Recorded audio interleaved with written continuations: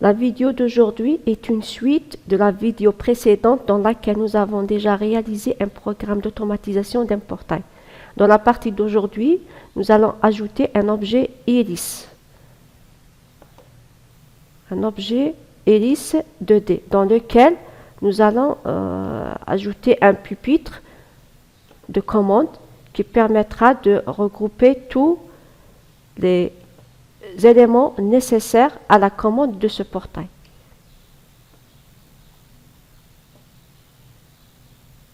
Dans cet espace, nous allons ajouter les boutons dont on a besoin.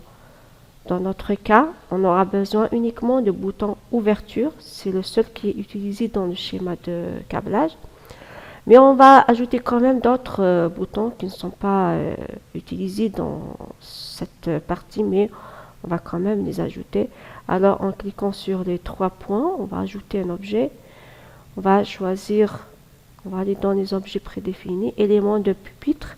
Nous allons prendre les différents boutons que nous avons utilisés. Nous allons utiliser un bouton de couleur verte pour l'ouverture du portail et un autre bouton rouge pour la fermeture du portail.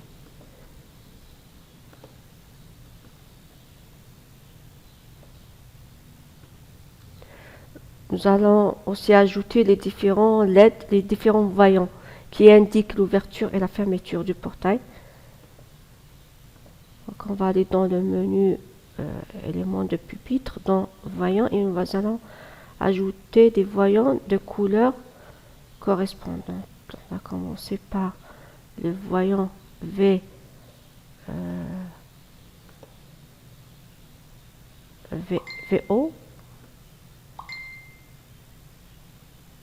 qui indique l'ouverture du portail. On va le positionner devant le bouton ouverture. Et le deuxième voyant, nous allons l'ajouter devant le bouton fermeture du portail. On va ajouter un voyant de couleur rouge.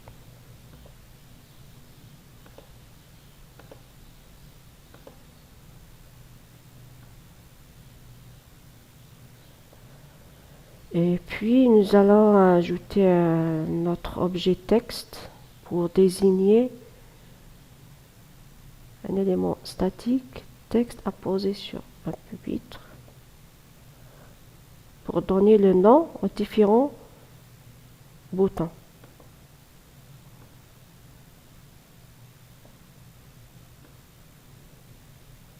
Par exemple, celui-ci, on va l'appeler fermeture.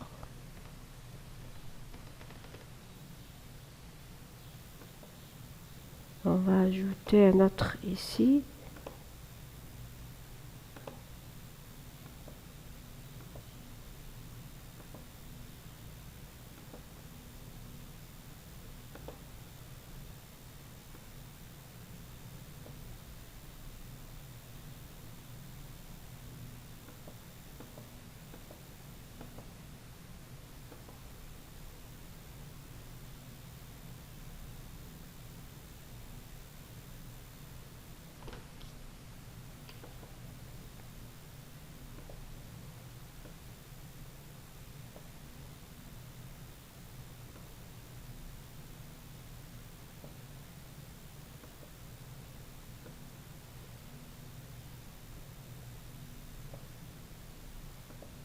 Que nous allons appeler ouverture.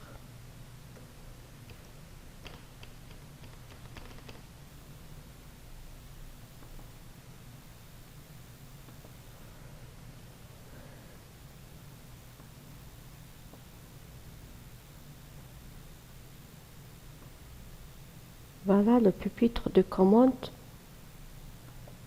de ce projet.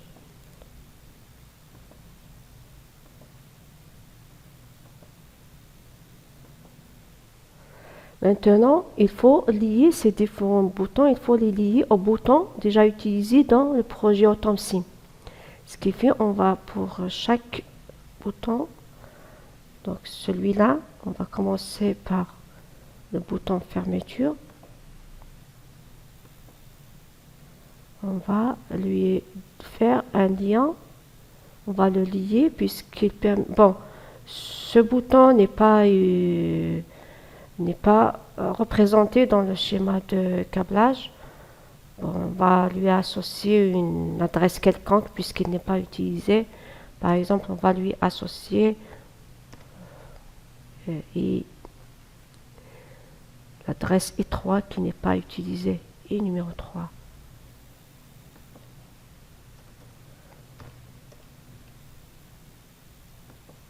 Okay. Et par contre, ce voyant, il est déjà représenté dans le schéma de câblage. C'est ce voyant, c'est KM2. Donc c'est VF. Donc pour celui-là, on va lui associer. Bon, pour aller dans les propriétés du bouton, on peut revenir dans ce menu avec le bouton droit. On va aller dans les propriétés. Pour ce bouton, il est relié à l'adresse O2. Donc il représente... bon, c'est un voyant, pardon. Celui-ci, c'est un...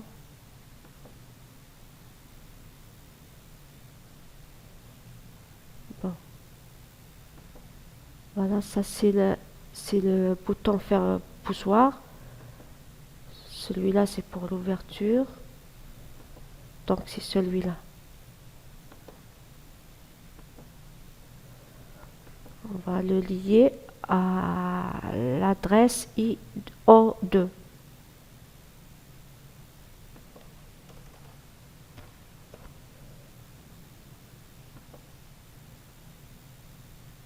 Okay. Et celui-là, on va le lier à l'adresse I0 qui représente le bouton ouverture. Donc l'action associée, c'est I0 égale à 1 lorsque le bouton est enfoncé et I0 égale à 0 lorsque le bouton est relâché. Maintenant, on va associer celui-là. C'est le bouton... Voilà, c'est celui-là. Celui-là, il est lié à l'adresse, à l'état du voyant connecté à l'adresse O0. Donc ici, c'est O0. O0. OK.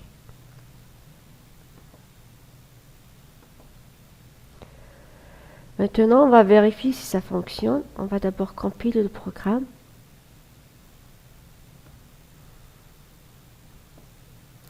Bon, on peut aménager un peu beaucoup plus pour cet automate puisque nous n'avons pas utilisé toutes les entrées-sorties. On peut le réduire.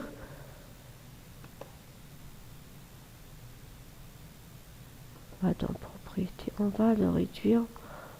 Au lieu de mettre un nombre de connexions de 17, on va mettre uniquement 6, donc 13, on va le réduire jusqu'à 13. Okay. Bon, on va le réduire encore plus.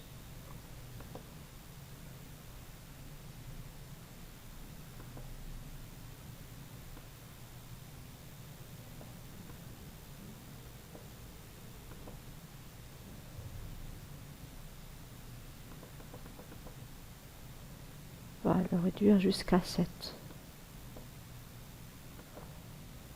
OK. Donc on peut supprimer toute cette partie qui n'est pas utilisée.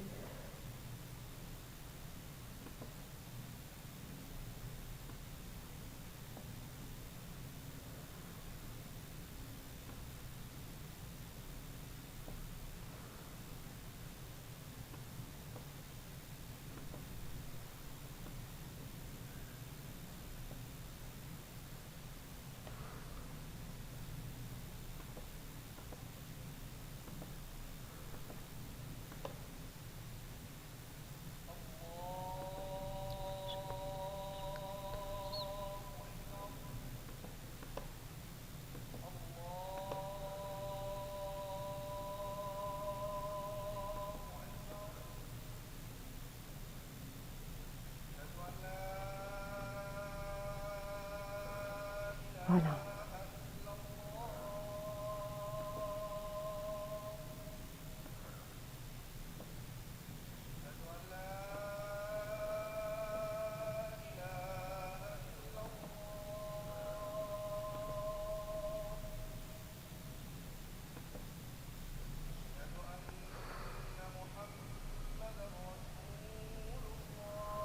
Maintenant, on va tester les boutons. On va commencer par, on a dit qu'en cliquant sur le bouton ouverture, est amorcé.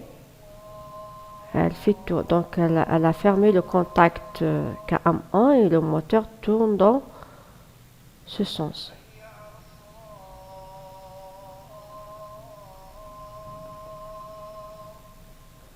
Voilà. Une fois et ici, cette LED, elle est allumée. Elle est reliée à O0. Maintenant, si le fin de course est atteint, on va essayer d'actionner le fin de course ouverture.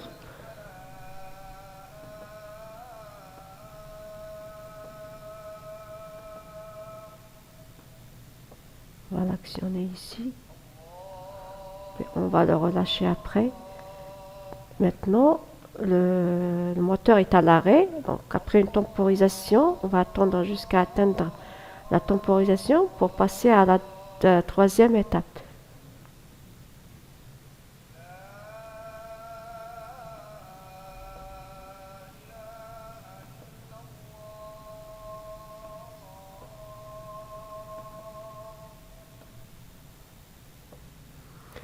Et voilà, maintenant c'est KM2 qui est fermé et c'est le voyant rouge qui est allumé. Et le moteur tourne dans l'autre sens. Voilà, nous avons abordé toutes les parties concernant l'automatisation d'un portail. Nous avons représenté le schéma de câblage pour un fonctionnement donné. Nous avons présenté le programme à implémenter dans l'automate et nous avons également réalisé un pupitre de commande pour